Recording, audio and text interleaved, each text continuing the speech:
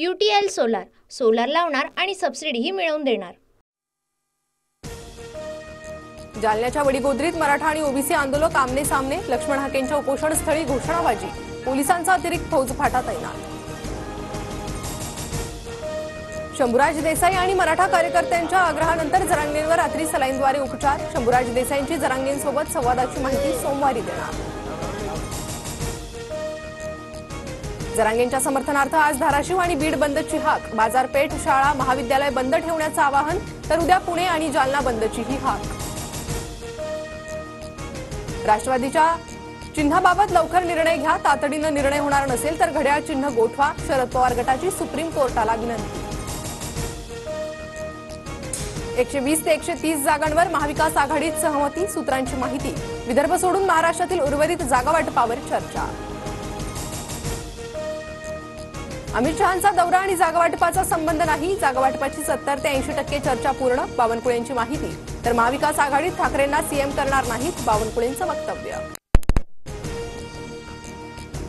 अजित पवार आज कोकण दौऱ्यावर, चिपळूणमध्ये आज अजित पवारांची जाहीर सभा, आमदार शेखर निकम यांच्या प्रचाराचा नारळ फुटणार। मुंबई विद्यापीठाची सिनेट निवडणूक स्थगित, 22 सप्टेंबरला सिनेटच्या 10 जागांसाठी होणारी निवडणूक रद्द। मुख्यमंत्र्यांच्या दबावामुळे निवडणुकीचा बळी दिला, भाजप प्रणित अखिल भारतीय विद्यार्थी परिषदेचा सिनेट निवडणूक रद्द करण्यास आक्षेप, अभाविपचे शिष्टमंडळ राज्यपालांकडे दाद मागणार। पदवीधर मतदारसंघ नोंदणी अत्यल्प झाल्यानं सिनेट निवडणूक रद्द, राज्य सरकारचं स्पष्टीकरण, सरकारकडून निवृत्त न्यायाधीशांची 1 सदस्यीय समिती स्थापन। वर्षा गायकवाड आणि मुख्यमंत्री शिंदेंची भेट, धारावीतील धार्मिक स्थळांवरील कारवाईबाबत वर्षा गायकवाडांकडून निवेदन।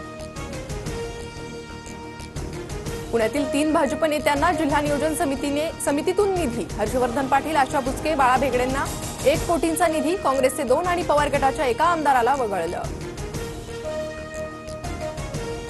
नागपूर जिल्हा बँक घोटाळा प्रकरणी सुनील केदारांचा विनंती अर्ज सहकार मंत्री वळसे पाटलांनी फेटाळला, संस्थेच्या आर्थिक नुकसानीची भरपाई संचालकांच्या वैयक्तिक मालमत्तेतून होणार। बदलापुरातील अत्याचार प्रकरणातील आरोपी अक्षय शिंदेकडून गुन्ह्याची कबुली, डॉक्टर, शाळा कर्मचारी, फॉरेन्सिक अधिकाऱ्यांसह 20 जणांची साक्ष।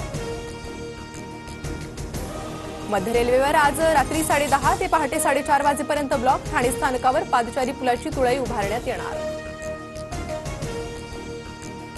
नवरात्रोत्सवात सप्तशृंगी देवी मंदिर 24 तास सुरू राहणार, नांदुरी नाका ते सप्तशृंगी गडापर्यंत खासगी वाहतूक नवरात्रोत्सवात बंद राहणार।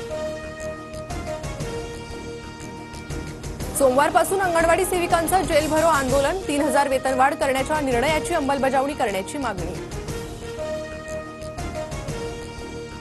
लालबागच्या राजाच्या चरणी अर्पण केलेल्या सोन्या चांदीच्या वस्तूंचा आज लिलाव, सायंकाळी 6 वाजता भाविकांना वस्तू खरेदी करता येणार। अनेक दिवसांच्या विश्रांतीनंतर सोलापूरच्या करमाळा तालुक्यात जोरदार पाऊस, शेतकऱ्यांमध्ये समाधानाचं वातावरण। राज्यात आठवडाभर पावसाची शक्यता, हवामान खात्याचा अंदाज, अंदमान बेटाच्या उत्तर भागात हवेची चक्रीय स्थिती।